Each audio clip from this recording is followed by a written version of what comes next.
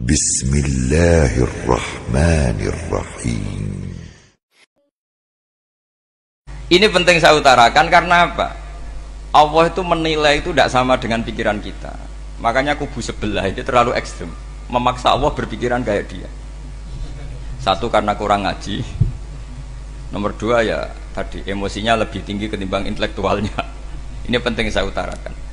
Ternyata orang yang nyuap tadi apa nilainya plus, yaitu dia iman sama dawuh Rasulullah Shallallahu Alaihi Wasallam. Kalau yang namanya saksi itu penting, cuma dia mendapat cara itu lewat suap. Tapi kan iman kalau dawuh Nabi itu benar, kalau ada saksinya pasti min ahlil jannah. Terus dia nyari saksi harus dibayar, dibayar. Sekarang sama iya 1 juta. Sekarang saya tanya di KPPS atau di mana-mana saksi pemilu itu dibayar enggak? Dibayar sah apa enggak? Sah. Jadi kadang kebenaran itu harus dibayar. Kemudian ini yang makalah yang saya siapkan begini. Sekarang Indonesia itu dikepung oleh paham-paham keras. Sebetulnya untuk menghadapi paham-paham keras itu yang paling hebat tentu ilmu. Dalam banyak cerita, banyak saksinya juga. Pernah, ini masyhur sekali cerita ini. Saya Sya'rawi itu ketemu orang ekstrim yang mau mengebom orang-orang Islam yang sedang main di bar. Dugem lah kira-kira gitu. Karena di dunia Allah kok maksiat tok, ini baiknya mati aja daripada hidup, daripada ngeleng-ngeleng bumi gitu. Terus ditanya sama Syekh Sya'rawi, kalau betul mereka jadi mati, aina masiruhum? Lalu mereka mati terus kemana? Dijawab oleh ekstremis tadi, ya ilanar, karena mereka matu fi hinil maksiyah, mati ketika maksiat. Terus jawabnya si Syekh Sya'rawi, lalu kalau mereka akan neraka itu keinginan Rasulullah apa keinginan kamu? Apakah pernah Rasulullah itu berkeinginan umatnya mati masuk neraka? Ya enggak. Ya sudah, kalau itu tidak keinginan Rasulullah jangan lakukan. Itu kan satu ilmiah yang luar biasa. Rasulullah tidak pernah ingin umatnya mati dalam keadaan siap masuk neraka. Makanya tidak usah mati pas itu ya. Bener MC tadi, kalau mati milih tanggal dan milih tempat. Ya itu diantara pujian-pujian yang masyhur tuh, yang dulu sahabat ada yang muji Rasulullah itu, khuliqta mubarra'un min kulli aibin faka'an nama khuliqta kama tasa. Jadi itu sebenarnya makalahnya sahabat, tapi yang untung Mustafa Atif karena dapat uang banyak dari nyanyi. Jadi itu sebenarnya makalah normal dari pujian seorang sahabat, tapi yang untung Mustafa Atif. Mungkin yang untung juga pengundangnya karena ternyata abadi ya. Tapi itu makalah itu. Nah cerita Imam Sya'rawi tadi, Sya'rawi Sya'rawi Mutawali Sya'rawi ya. Mufassir itu. Saya punya kitabnya itu 27 jilid. Saya sebagai peneliti itu ya ndak tasdek amat karena saya butuh adit ya, butuh penguat itu. Dan penguat itu pula yang saya bawa ke sini. Ya ini saya baca terjemahnya dulu, nanti saya baca Arabnya supaya dapat barokahnya Rasulullah SAW sebagai Jami'ul Kalim. Nabi pernah didatangi seorang bedui. Bedui itu Arabi, orang kampung. Minta sama Nabi, karena Nabi itu tidak orang kaya, tentu kira-kira saya bayangkan ya dikasih 50.000 atau 10.000. Si Arabi ini tidak terima, dan tidak terima ngomong di depan umum. Ketika Rasulullah tanya, apa saya sudah baik sama kamu? Kata si Arabi tadi, tidak. Karena kamu kikir hanya ngasih saya segini. Sahabat hampir marah saja karena Nabi tersinggung gitu. Tapi Nabi lalu mengajak orang itu ke dalam rumah. Kira-kira kalau Indonesia mungkin ditambah 200.000 atau 300.000. Kemudian, apa ini cukup? Ya cukup. Kamu sudah puas? Ya puas. Fajazakallahu min ahlin wa asyiratin. Dipuji-puji Nabi. Kemudian kata Rasulullah, ayo kita keluar. Keluar nemuin khalayak begini. Khalayak rame.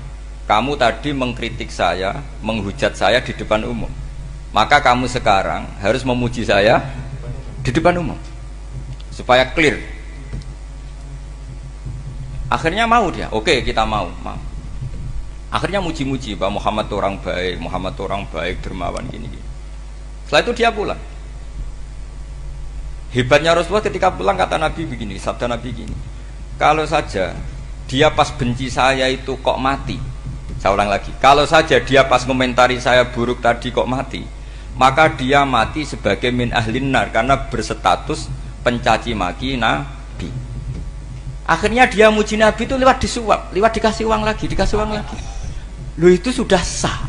Jadi saking baiknya Allah, Islam suapan itu juga sah. Itu kan muji Nabi itu karena di suap. Makanya ini penting. Sehingga dalam khazanah Islam itu memang agak aneh-aneh. Jadi di antara ceritanya dalam hukum-hukum Islam itu ada orang fasiknya minta ampun, tapi minta karena iman sama hadis bahwa nanti kalau ada orang mati disaksikan orang dua, apalagi kalau empat min ahlil jannah, maka dia min ahlil jannah. Itu dia fasiknya minta ampun, nyewa orang. Nanti kalau saya mati bilang saya orang baik. Betul. Setelah dia mati bayar. Ini baik, ini baik. Satu kampung nggak ada yang percaya ini saksi bohong. Tapi sama Allah diampuni karena kesaksian suapan ini. Lalu berarti jenengan ngalalo suap ya ndak, saya tidak ngalalo suap, ngalalo sedekah. Karena sekarang kalau ada caleg bayar katanya sedekah. Ya sedekah terpaksa. Ini penting saya utarakan karena apa? Allah itu menilai itu tidak sama dengan pikiran kita. Makanya kubu sebelah ini terlalu ekstrem, memaksa Allah berpikiran kayak dia. Satu karena kurang ngaji. Nomor dua ya tadi emosinya lebih tinggi ketimbang intelektualnya. Ini penting saya utarakan. Ternyata orang yang nyuap tadi apa nilainya plus, yaitu dia iman sama dawai Rasulullah Shallallahu Alaihi Wasallam. Kalau yang namanya saksi itu penting. Cuma dia mendapat cara itu lewat suap. Tapi kan iman. Iman kalau dawai Nabi itu benar. Kalau ada saksinya pasti min ahlil jannah. Terus dia nyari saksi harus dibayar ya dibayar. Sekarang sama iya 1 juta.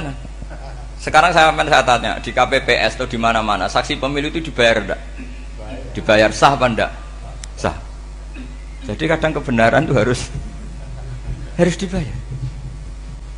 Ini penting saya utarakan karena ada orang perempuan cantik dirayu, digaji supaya main di niklab, dibayar jadi orang maksiat.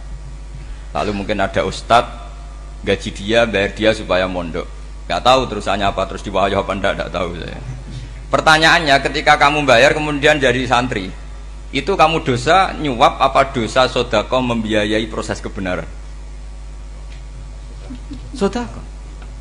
Tapi kalau yang bayar untuk jadi pegawai niklab maka membiayai kemaksiatan. Maka pembiayaan ini penting secara fikih. Arahnya kemana?